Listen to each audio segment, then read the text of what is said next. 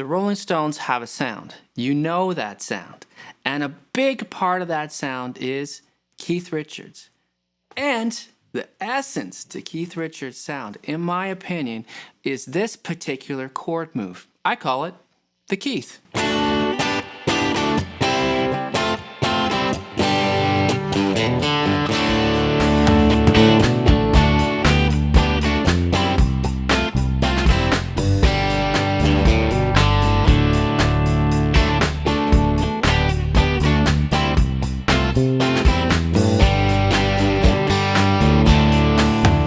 I once heard a story that someone taught Keith Richards that riff pretty early on in the Rolling Stones' career. And ever since then, he uses it constantly. And why not? It is that cool. In this video, I'm going to show you how you can use it, not just to play Rolling Stone songs, but how you can use it in any situation to make whatever song you're playing sound just a little bit more Keith. The trick basically works like this. Let's say we have a D chord, okay? So we could play D open, or we could play a D major bar chord, right? Let's take these three notes of this D major bar chord, and instead of holding it with these fingers, I'm just gonna take my first finger and play just those three notes. Right, so that's D major. Now what if I wanted to go up to a 4 chord from D major? I could just do like that, D, 4, D to G, that's 1 to 4. Or I could do this, which Keith did. By adding these two fingers to that little bar there, we're going up, we give that cool Rolling Stones kind of lift feeling, and we get a very clever 4 chord. This is a G chord again. It's just a little G chord. The root happens to be this second finger here. We can hear it resolves with G, right? So when we have a major chord here and we want to go up to a 4 chord, we can just add these two fingers. So we can use it anytime a song goes from a 1 chord to a 4 chord. Let's change keys. For example, let's say I'm in the key of C. And in the key of C, my 1 would be C and my 4 would be F. So I could think of a C bar chord here, and I could take those little 3 notes and bar it with my first finger and do the Keith. So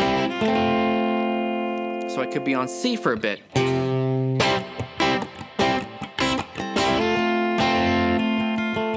Back to C.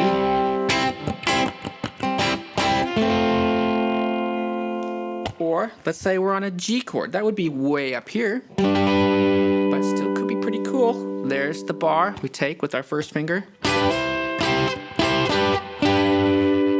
And that right there, I think, is what makes it even more Rolling Stones, is that often what Keith Richards does is he goes 1-4-1, 1-4-1, back and forth, even if the song is not really going to the 4 chord. Let's say a song was written with just a whole bunch of D chord. Let's say it's that much D chord. We can play the bar chord. Sure. That's kind of cool if we have a good rhythm, but how about the Stones thing is we have the Keith Richards D, and we're just gonna bounce up to the 4 chord by using this trick, but we're not going to stay on the 4 chord because the song isn't really changing to that chord, it's just staying on D, and we're using this Keith trick to make that D sound really interesting for longer.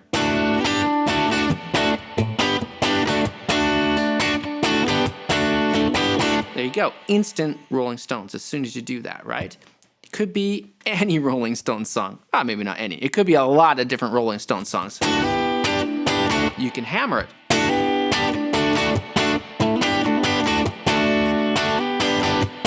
Right?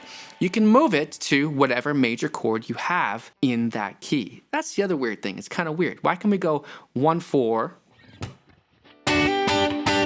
Let's take a C chord and go 1-4 from there. That doesn't really make sense, but doesn't matter. So we have D. That's just going down a whole step. Kind of the Mixolydian thing if you saw last week's video. Now let's go G. That's a 4 chord in D. Let's add a little country lick because the Stones were quite influenced by American country music at the time too, right? Simple little hammer on there. And then we'll play our D root there. So we have D in the Keef, C in the Keef, G, country, D, right?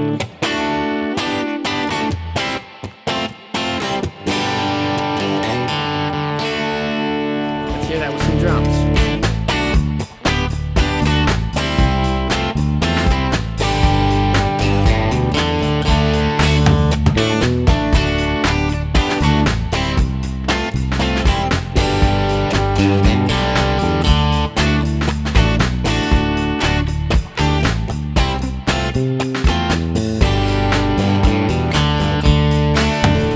If you're enjoying this technique from Keith Richards, our Patreon site this week will have all the tabs you can download in PDF format, plus a video on practice tips that will show you how you can apply this technique to just about any song, and there'll be a jam track so you can try it out. That's on our Patreon site. The link is below. And see how you can just change up the rhythm every now and then. You'll notice too that he keeps some of the chords quite, we would say staccato, or you cut them short. Right? Up. We're going to stop the chord with the right hand there. Or you can stop the chord by just releasing pressure of your left hand on the strings. Either or, little of both.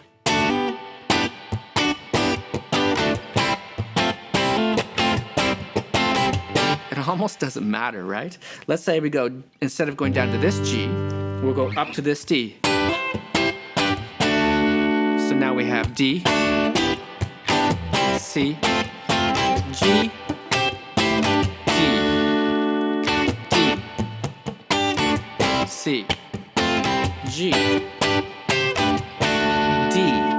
And in this case, we're not even really calculating what those second chords are. They're just like, I don't know. It doesn't seem to matter what that second chord is often.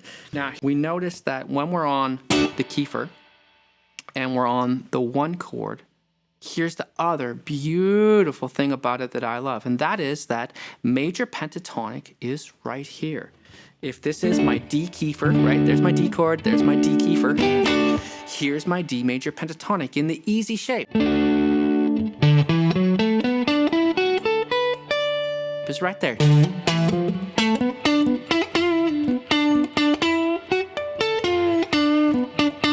How easy is that?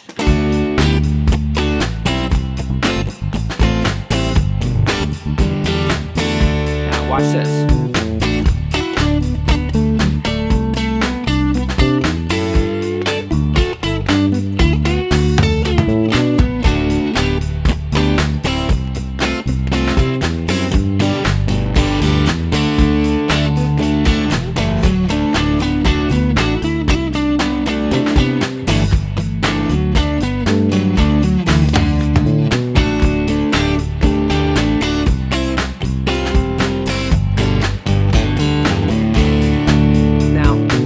Some cases where doing the full Keef doesn't quite work, and you will notice if you've played a bunch of their songs that sometimes Keef just adds the second finger only, just this one note, and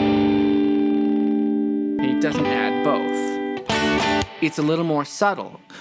What does it do? It gives you a D sus4. If I'm playing the standard D bar chord there and add my pinky to that note, it would be a D sus4. So this is same thing. I just have that, right? So if you need something more subtle, you can do that on any of them.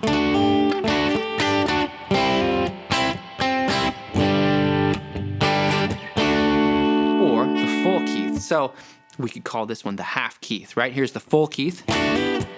Let's do a half Keith on the C.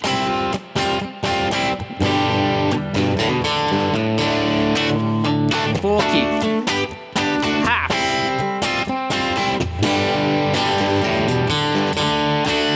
That's pretty cool. Let's hear that with the drums. I'm going to do full Keith. Let's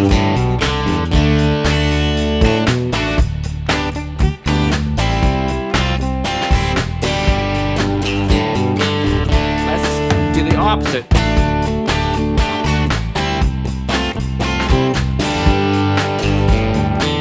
Both of them sound good. Let's do two halves.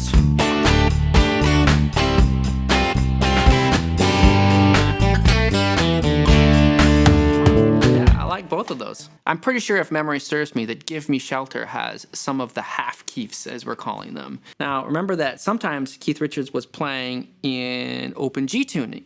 But in fact, in open G tuning, these strings, the D, G, B strings, they're the same. So it actually still just works out in open G tuning if he's only holding those notes. So this whole thing could be done in open G, but you know, it's so great that it just works in standard anyway, because these three strings are all we need for the Keith. Thanks a lot for watching this video. I'm gonna put another one on the screen here for you.